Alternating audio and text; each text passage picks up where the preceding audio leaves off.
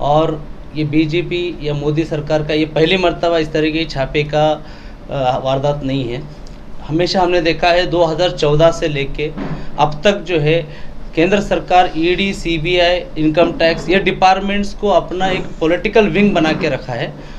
मतलब ये साफ दिखाई देता है किस तरीके से गवर्नमेंट जो है ईडी को इस्तेमाल करके अपोजिशन को ख़त्म करना चाहती है। अभी हाल ही के दिनों में आपने देखा होगा कि social democratic party of India का वक्फ बिल को लेके पूरे मुल्क में जो है बड़े तौर पे प्रोटेस्ट हुआ है।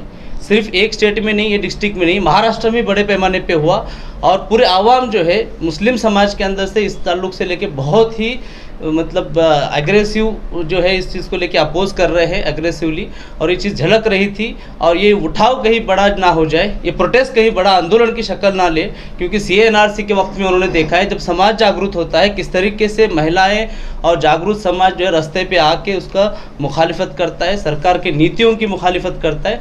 और जो वक्फ अमेंडमेंट बिल उन्होंने पेश किया हुआ है इसको पूरी तरीके से नाराज़गी है। कहीं ना कहीं आंदोलन को दबाने के लिए जो है ये ईडी जैसे जो केंद्रीय एजेंसी है उसको इस्तेमाल कर रही है। महाराष्ट्र स्टेट ऑफिस के ऊपर प्रेस कॉन्फ्रेंस रखी गई है और मैं वेलकम करना चाहता हूं हमारे स्टेट प्रेसिडेंट अजहर तंबोली साहब को, हमारे स्टेट के जनरल सेक्रेटरी सरफराज शेख साहब को। और ये जो प्रेस कॉन्फ्रेंस रखी गई है, जो कल हमारे ऑफिस के ऊपर ईडी का रेड हुआ था, वो ईडी के रेड के ताल्लुक से हमारे स्टेट प्रेसिडेंट अजहर तंबोली साहब और हमारे स्टेट के जनरल सेक्रेटरी सरफराज शेख साहब जो है इस कॉन्फ्रेंस को एड्रेस करेंगे। जैसे आप लोगों को जैसे पता है, कल एक अपना ईडी डिपार्टमेंट ने कल यहाँ पे हमारे SGPI ऑफिस पे रेड मारा और महाराष्ट्र की जो स्टेट ऑफिस है हमारी मुमरा की, और काफ़ी हिंदुस्तान के जहाँ पे SGPI की स्टेट ऑफिस है वहाँ पे इन्होंने रेड किया। लेकिन इन्होंने जो रेड किया, इनको कुछ चाहिए था SGPI से कि जो बार बार जो झूठे इल्ज़ाम लगा रहे, फेक प्रोपेगेंडा क्रिएट कर रहे हैं कि PFI से कुछ मनी लॉन्ड्रिंग के मैटर में या कुछ लिंक मिलते हैं, वैसा ये करके रेड मारे। लेकिन इन्होंने रेड मारा तो इन्होंने ये 4 या 6 घंटे की जो इनकी रेड चली है उसमें इनको 1 रुपये का भी हिसाब नहीं मिला। जो इनके जो ये फेक प्रोपेगेंडा क्रिएट करके जो ऑफिस में सब हमारी SGPI के ऑफिस में हर जगह ये जो गए हैं कि यहाँ से कुछ मिल जाएगा, तो यहाँ से सिवा ऑफिस के जो पॉलिसीज़ है उसके अलावा और ऑफिस के जो कॉन्स्टिट्यूशन के हिसाब से जो चलती है पार्टी, उसके अलावा इनके पास कुछ भी नहीं मिला। हमारी ऑफिस में इन्होंने रेड मारा, एक लैपटॉप मिला था, वो लैपटॉप के अंदर हमारे जो पार्टीज़ के प्रोटेस्ट वीडियोस थे, हमारे जो है MLA अभी हमने लड़ा तो उसकी जो वोटिंग लिस्ट थी वो सब थे, और उसके अलावा उनको कुछ भी नहीं मिला। यहाँ पे हमारा पंचनामा हुआ, शाहरुख भाई का हमारे इन्होंने पंचनामा वगैरह किया, हमारा किया, और उसके बाद लोग चले गए। ये बोल के चले गए कि अगर हमको ज़रूरत पड़ेगी तो हम आपको वहाँ दिल्ली बुलाएंगे, तो आपको आना पड़ेगा। लेकिन हमने पूछा बिमला साहब, अब जो नीयत से यहाँ पे आए थे वो क्या हुआ? तो बोले जो नीयत से तो हम लोग आए थे, हम लोग जो सोच के आए थे या जो हमको भेजा गया था उसके लिए तो यहाँ पे एकदम क्लीन है, कुछ भी नहीं है। पूरा ऑफिस का एक एक कोना छप्पा हम लोग ने चेक किए, ऊपर टेरिस पे जाके चेक किए, सब कुछ किए, तो वो सब समझ गए कि ये खाली एक फेक प्रोपेगेंडा है। उसमें एक ऑफिसर्स बहुत अच्छे थे, समझदार थे, उन्होंने बोला कि ये खाली एक हैरेसमेंट की तौर पे ये कर रहा है, लेकिन कुछ हुआ नहीं, वो चले गए। और आगे की चीज़ अभी जो है हमारे अजहर भाई कंटिन्यू करेंगे। काल ज्या पद्धतीने ईडीने मराठी है नहीं, हिंदी। कल जिस तरीके से ईडी ने पूरे मुल्क भर में 12 जगह पे छापेमारी की, और ये बीजेपी या मोदी सरकार का ये पहली मर्तबा इस तरह के छापे का वारदात नहीं है। हमेशा हमने देखा है 2014 से लेके अब तक जो है केंद्र सरकार ईडी, सीबीआई, इनकम टैक्स ये डिपार्टमेंट्स को अपना एक पॉलिटिकल विंग बना के रखा है। और जहाँ जहाँ पे सरकार के खिलाफ आवाज़ उठती है या फिर प्रादेशिक पक्ष है, उनको ख़त्म करने के लिए ये सेंट्रल एजेंसीज़ को इस्तेमाल किए रहे। आप सोचिए कि ये 3000 अब तक रेड मार चुके हैं ईडी, जिसमें सिर्फ कन्विक्शन जो है ना 23 लोगों को हुआ है, मतलब 0.5% लोगों को कन्विक्शन हुआ है।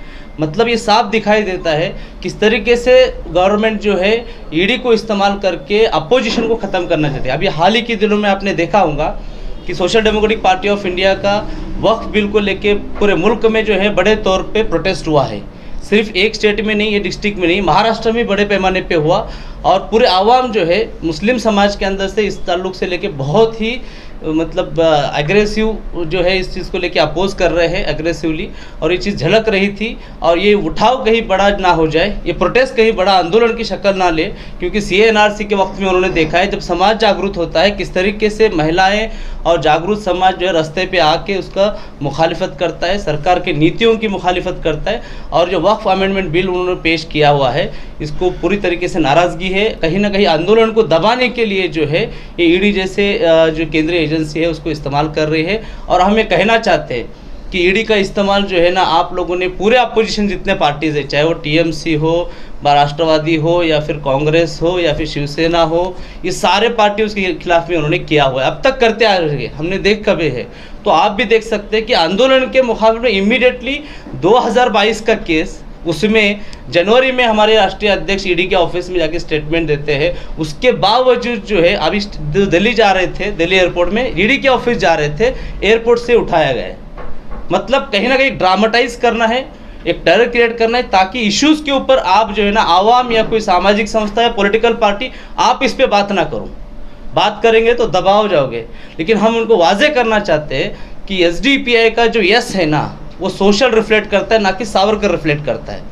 तो हम वो माफ़ी विरोध में नहीं है। जिस तरीके से महाराष्ट्र के अंदर सत्ता पलट की गई, ना सिर्फ महाराष्ट्र में और भी स्टेट्स में उन्होंने ईडी का इस्तेमाल करके सत्ता पलट किया है, अपना राजकीय अस्तित्व बरकरार रखने के लिए ये लोग सेंट्रल एजेंसी को यूज़ कर रहे हैं। और आज ये जो ईडी है वो एक मजाक बन चुका है, उसकी क्रेडिबिलिटी कोई नहीं रही है। आज जब भी ईडी का रेड होता है, लोग ये सोचते हैं कि इन्होंने क्या किया है ऐसा लोगों के लिए जो यहाँ पे ईडी का रेड हुआ है। ये लोगों की आम सोच हो चुकी है।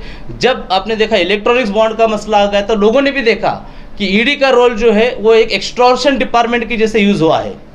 जिन जिन बड़े बड़े कंपनीज़ को जो है ईडी ने फंड नहीं मिलता था बीजेपी को, उन कंपनीज़ को ईडी का नोटिस देके उनसे हज़ारों करोड़ के तौर पे जो है फंड लिया गया है इलेक्ट्रॉनिक बॉन्ड के माध्यम से। वहीं महाराष्ट्र में भी देखते हैं, जरांगे पाटिल उनका आंदोलन होता है, जो मैदान देता है उनको वो कंपनीज़ को या संस्था को नोटिस देते हैं, वो इमीडिएटली बीजेपी में शामिल होते हैं। तो ये ईडी जो है एक बीजेपी पार्टी का हिस्सा बोल के काम कर रहा है, और हम इसकी कड़ी निंदा करते हैं, क्योंकि लोकशाही में इस तरीके के मिसयूज जो है सेंट्रल एजेंसीज का, ये कभी भी बर्दाश्त नहीं कर सकते। और ये संवैधानिक अधिकारों का जो है, ये सरकार जो है तरतूदों का गैर इस्तेमाल कर रही है अपने पॉलिटिकल फ़ायदे के लिए, और ये जनता जान रही है। और आप हमें चाहते हैं कि ईडी भी जो है एक इंडिपेंडेंट संस्था, संवैधानिक उसको दर्जा है।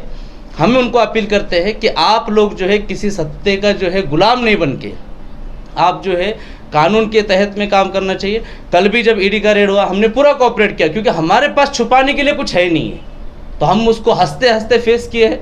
हमको कोई डर नहीं है, जब यहाँ की सत्ताएं पलट सकती, लेकिन हम SDPI वाले हैं, हम ये सारे पैतरों से, ये धमकियों से, ईडी हो, NI हो, CBI हो, इनकम टैक्स हो, ये सारी चीज़ें जो है ना, हम लोगों को कोई ये नहीं रखते। हम उनको पूरा कोऑपरेट करते हैं, सारी चीज़ें खुली किताब की तरह है, हमें डरने की बिल्कुल ज़रूरत नहीं। और हम पुरजोर तरीके से अभी भी मैदान में आगे भी रहेंगे, और अभी हमको हौसला मिला है कि हम सही ट्रैक पे है, इसीलिए जो ना आवाम के मुद्दे हम और ताकत से उठाने के लिए मैदान में रहेंगे। सर, आपके जो स्टडी दिया हुआ है, जो लैपटॉप यहाँ से ले गए, तो क्यों ले गए? उसमें क्या ऐसा कुछ था उनको नजर आया कि ले जाना जरूरी समझा? देखिए, वो खाली हाथ जाते ना, तो शायद उनके लिए शर्मिंदगी की बात होती। आपको मैं बताता चलूँ, ये नोटबुक क्या होगा, इसमें जो मिनट्स ऑफ मीटिंग लिख रखते हैं, कुछ भी लेके जाना, कुछ भी लेके जाएंगे आप।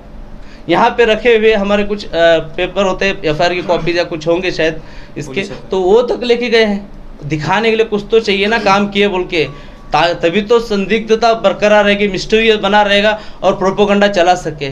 वो लैपटॉप में क्या रहेगा, एडिटिंग होता था, वीडियो एडिटिंग और जो भी होता है पार्टी का कार्यक्रम होता है, उसके ताल्लुक से वीडियोस थे उसमें, और कुछ भी नहीं था। लेकिन जिस तरीके से आरोप लग रहे हैं PFI, popular front of India, दहशतवादी से संगठन, तो कोई आपका पार्टी का कार्यकर्ता है जो इसमें जुड़ा हुआ है अभी भी? नहीं, देखिए, जो आरोप लगा रहे ना, आरोप लगाना उनका काम है, और आरोप में बेसलेस एलिगेशन है। क्योंकि इसके पहले भी जो है आपने देखा होगा, यशवंत सिंधे, उन्होंने आरोप लगाया था कि भाजपा को इलेक्शन जिताने के लिए जो है ना RSS ने पूरे मुल्क में जो है ना बम ब्लास्ट करने के लिए बोला था। अच्छा, ये कहीं पर भी बोली हुई चीज़ नहीं है, कोर्ट में बोला है उन्होंने, कोर्ट में। आरोप की बात करते हैं, आपको एविडेंस बताते हैं हम लोग। इंद्रेश कुमार भाजपा RSS का ये है, ISI से इंद्रेश कुमार को फंडिंग होती थी। ये लास्ट टाइम पे इन्वेस्टिगेशन में अजमेर ब्लास्ट के अंदर वो सामने आया था, वो तो आरोप नहीं था। यहाँ पर जो है सिर्फ आरोप है। क्या आरोप है? जब कोई ऑर्गेनाइजेशन आप बैन करते हैं उसके बाद अगर आप उससे कुछ रिलेशन रखते हैं तो दैट इज़ डिफरेंट थिंग। अगर हज़ारों एनजीओ जो है आज एसडीपीआई के बहुत सारे प्लेटफॉर्म पे हम लोग जाते हैं एनजीओज़ के, हमको सोचना पड़ेगा कौन से एनजीओ बैन होने वाले किसके पास हम ना जाए, है ना। और ये पॉलिटिकल पार्टी है, इस पार्टी में कई सारे एनजीओ के लोग आ सकते जा सकते, हम लोग उनको बैन नहीं कर सकते कि हाँ ये आप आएंगे हम पूरा बैकग्राउंड वेरिफिकेशन करेंगे आप कौन से ऑर्गेनाइजेशन के, तो हम लोग ब्लॉक नहीं कर सकते उसको। कल अगर आरएसएस का कोई बंदा मन परिवर्तन करके माफ़ी मांग के अपने आप को संविधान पे चलने की आस्था रखते हुए अगर हमारी पार्टी ज्वाइन करते तो हम ले लेंगे उनको, इसमें कोई ये नहीं है।